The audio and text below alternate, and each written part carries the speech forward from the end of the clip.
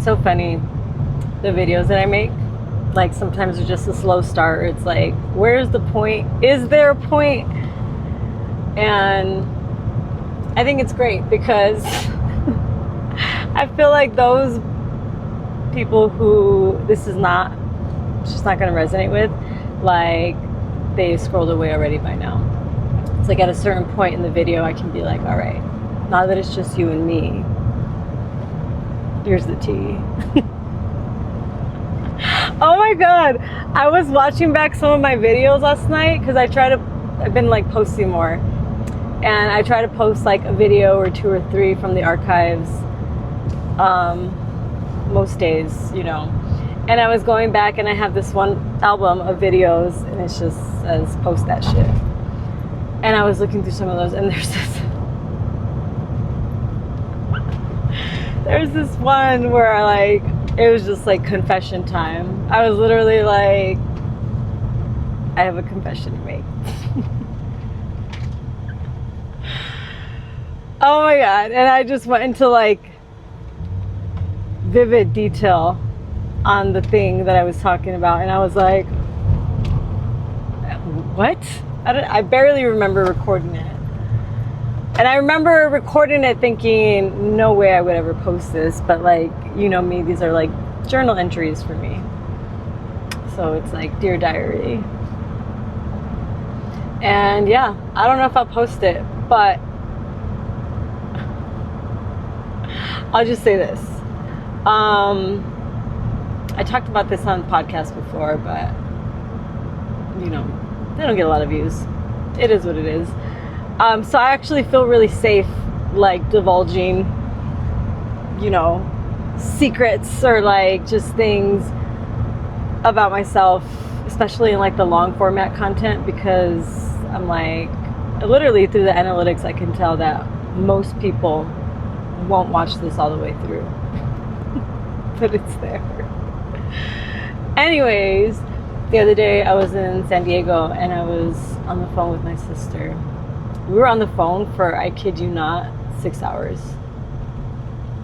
And, you know, if you can imagine, in those 6 hours, we talked about pretty much every single thing ever.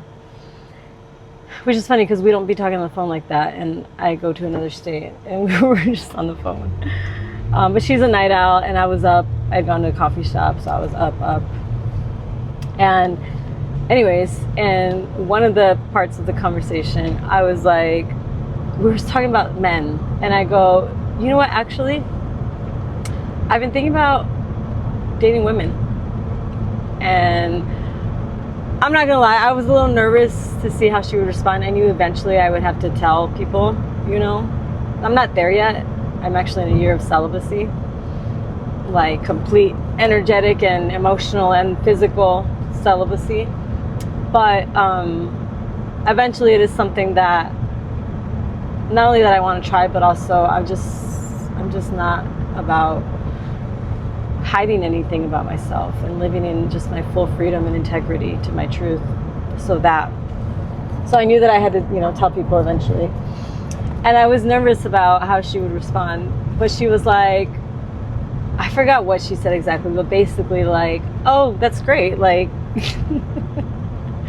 like she was really supportive. And I was like, aw, thank you. Because she's like, you know, one of my best friends in the whole world. I have another sister too, so. Who I haven't told yet. But anyways, what was I saying? I talked about it in, I think 1 or 2 podcasts, and then I had recorded episode 1 for season 3 while I was on the ocean, but I hadn't recorded it because I never hit record, even though I delivered it. So it's not on there. But what's funny is the other night we were at my parents' house for my mom's birthday, and so my sisters and all of our kids were there, my parents. And Journey, one of my daughters, she has a bracelet kit of rubber bands where they make bracelets. and I'm at the house taking a shower, and I come back and Nevaeh goes, Mommy, look, I made us bracelets while you were in the shower, and they're matching bracelets. I go, oh my God, are they best friends bracelets? Are we besties? She's like, no, we're mother and daughter. I go, thank you so much. And she made me this bracelet. And my sister Liz, who I had the conversation with the other day, she goes, oh, that's funny. She goes, hey, it's Pride Month. I was like, it is. Oh, and my girls love all things rainbow, all things glitter, all colors. And they're constantly doing like the rainbow, like in the order, which is actually coincides with the order of the chakras and those colors, which I think is kind of cool. But yeah, she was like, oh, hey, look, it's Pride Month.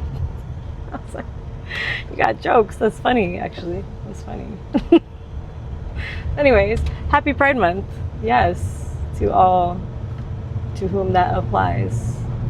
I think it's so important to live in your truth. You know, one of the things that makes my heart so warm and just smiles so big is when I see a parent celebrating, not just accepting, not just tolerating, but celebrating their child who is gay.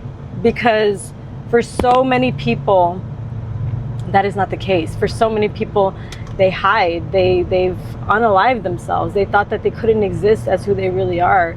Like all of these things. And I feel like there's no bigger pain. I mean, there probably is, but it's a hugely painful experience to have to exist in a way where you're hiding a big part of yourself or exist as something that you just are not. And I think it's so terrible, honestly, that people care so much about what people do behind closed doors and what kind of relationships and dynamics I've always felt that way, even before I was a part of the community. That's so funny.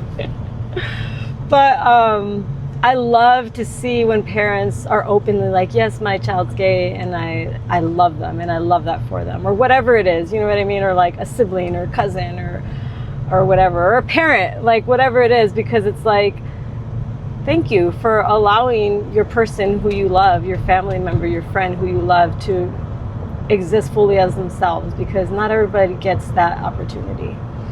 And it's so tragic to me when people don't. And that's why I love it so much when I see, especially a parent, but whoever, celebrating their person and this detail of their life that is really nobody else's business, but people make it their business to hate this detail about people's lives. Anyways, yeah. Have a good day.